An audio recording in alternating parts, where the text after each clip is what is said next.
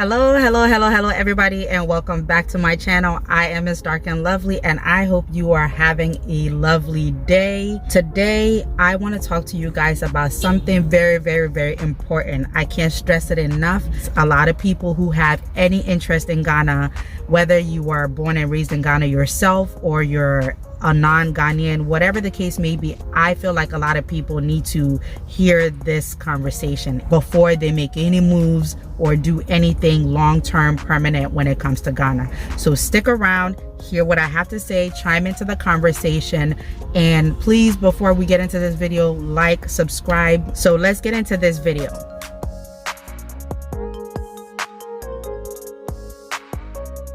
Let's backtrack. It all pretty much started with my last job in the US before we moved. So as a recruiter, I was basically interviewing and hiring CNAs, certified nursing assistants, and loved the job, loved what I did. Most of the people that I was hiring were foreigners who were naturalized citizens in the US, so meaning they weren't born here. And one of my favorite part about the interviewing process was when I would get to ask them about what their goals were. Every time I would ask them, where do they see themselves in a couple of years? Most of them wanted to go back to their countries and either start businesses, do something, or basically retire in their countries. And that's pretty normal. That's expected. Most foreigners that I've met, that I've talked to, tend to want to go back home to retire or to do business or basically live out the rest of their lives. Many foreigners come to the US and they work years to try to go back home and retire. Their entire agenda, their entire movement in the West is to go back home. So they work, they send money back home to build homes, to start businesses. They send money back home to help out family members. Essentially don't really live out their lives like fully in the West because they spend every day just planning to go back home. I would also ask them, okay, so since you've been in the US, when was the last time you've been back home? And you would be surprised how many times people have been here for years and have not even gone back home yet. So they're here planning a transition back home year after year, working hard, 2-3 jobs, don't even have their own place to live here, don't have their own home. They don't really have a life here because they've been in planning mode to go back. They're sending all their money, resources back home, trying to invest in businesses and things so that when they are ready to go back, they will have something to settle on. Great idea, wonderful idea, but many of the answers that I would get was that they have not been back home in a long time. Somebody will say, well, that's not a big deal. As long as they have people who are handling their businesses for them. That's where the problem is. Being a Ghanaian myself and being in the Ghanaian community, the African community, I've seen and heard way too many horror stories about people living life like this and literally 20-30 years down the line finally getting back home only to realize that everything that they've been building has gone down the drain.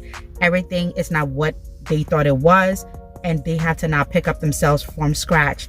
And sometimes people can't handle it. Some people have been known to lose their mind because their entire livelihood that they've been building for years is trash. And so as I basically became aware of this thing, it started to hit me that I needed to start thinking about Ghana.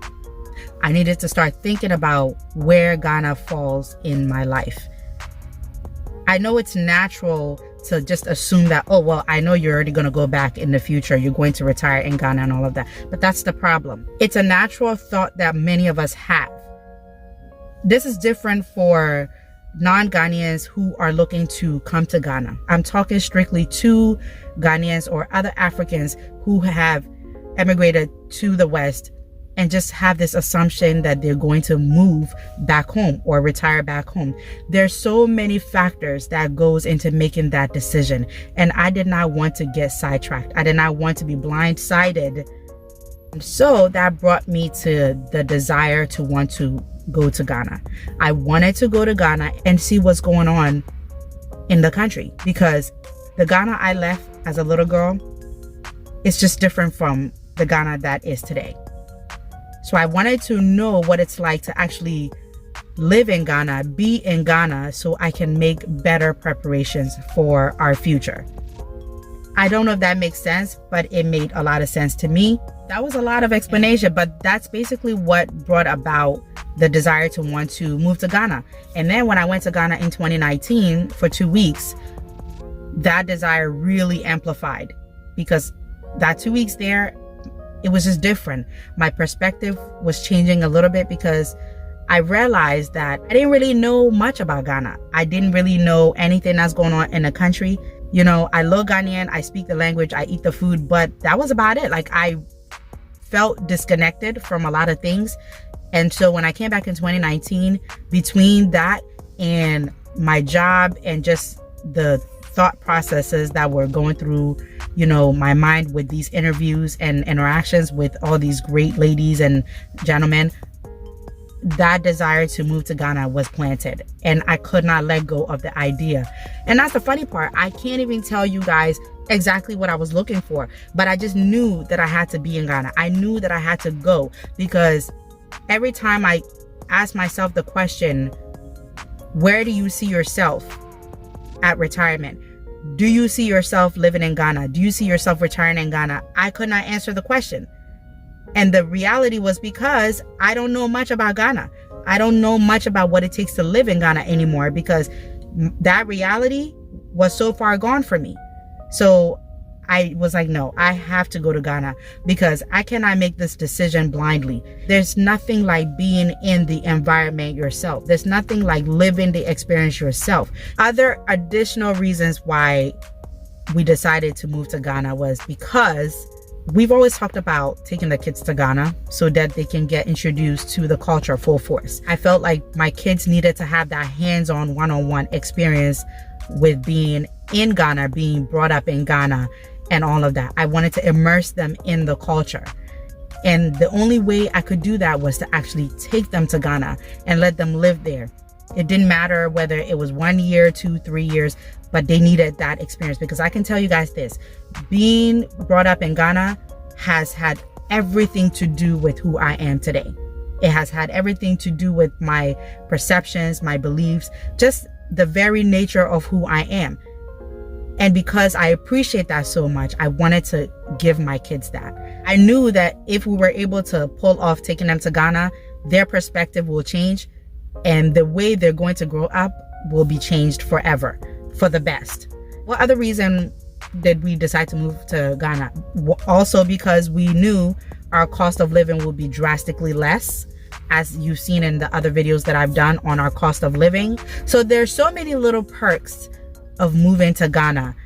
But for us, the main reason for me was to have more perspective. And I felt strongly that Ghana had a lot to do with it. And the other reason was I wanted to give our kids that experience. I wanted them to be able to connect to their roots fully, not just through what I'm saying or what my husband is saying, but through experience. If you ask me, where does Ghana fit in my life? I have an answer for that now. It has been a blessing for me to be able to move to Ghana for the last 18 months. I know there are a lot of people who wish they can do that. A lot of Ghanaians who have come to the US or the West in general, and they wish they can do that. And I really, really encourage anybody who has the ability to do it, to do it. Please don't move to the West and then just spend your whole life planning to move back to Ghana and you don't know what's going on over there. If you can, to go to Ghana and spend more than just 2 weeks vacation, 1 month, do it. Don't wait till you get older, because I'm telling you, you're going to be in for the shock of your life if you do that. 9 times out of 10, if God does not help you and put trusted people in your corner who you can trust with your life and will know that they will actually do what they say they're going to do and do right by you, you will be in for the shock of your life. Something I did not want me or the rest of my family to endure. Yes, I wanted to instill Ghana in my kids. So I wanted to instill Ghana in them, because how can we build a future in Ghana? How can we build a retirement in Ghana but keep our kids so distant from that reality. When we are gone, who is going to take over? It's very imperative that those of us who have kids abroad, whatever we're doing in Ghana, it's not just about us. We need to find a way to immerse the kids in it, to build that interest in them, that desire in them. And when you do that, you know your affairs are going to be sorted and handled properly even when you're gone. This is basically why we moved to Ghana. And I have no regrets, none whatsoever. I remember when I started letting people know that we were moving to Ghana, a lot of people felt some type of way about it. Like, people are like, wait a minute, how can you just get up and move to Ghana? Like, what's in Ghana? Why? What's going on? But I don't care what people say. I don't care what people think. I do what I have to do. Best decision I have done, because guess what? As I'm sitting here right now, everything is in perspective for me. Moving back to the US, I move with focus now. I have a new outlook. I have new goals, new aspirations. And you guys are going to stick around with me on this journey, because it's about to be a lot of growth and learning, good, bad, ugly, everything. Because you gotta have that expectation in life. Nothing is perfect, nothing is smooth. But as long as you're with it and you stick with it, you are going to be all right.